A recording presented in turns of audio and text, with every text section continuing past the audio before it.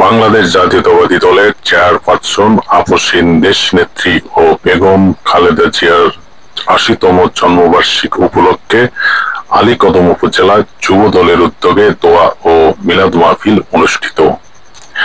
আমাদের প্রতিনিধি শাহাদত হোসেন বাপ্পীর বান্দরবান জেলা থেকে পাঠানো ভিডিও ও তথ্যচিত্রে থাকছে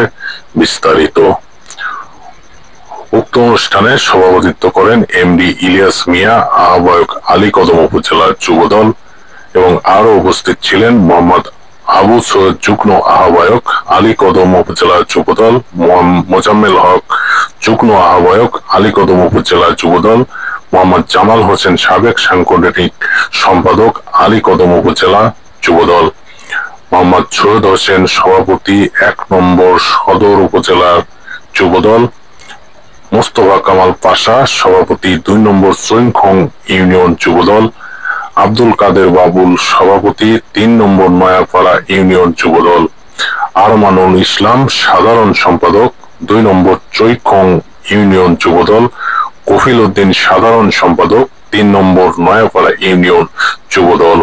ইলিয়াস শিকদার সাংগঠনিক সম্পাদক ১ নম্বর ইউনিয়ন যুবদল, মোহাম্মদ গিয়াস উদ্দিন সাংগঠনিক সম্পাদক ৩ নম্বর নয়াপাড়া ইউনিয়ন যুবদল। আরো উপস্থিত ছিলেন উপজেলা যুবদল ইউনিয়নের যুবদল, ওয়ার্ড যুবদলের নেতৃবৃন্দগণ।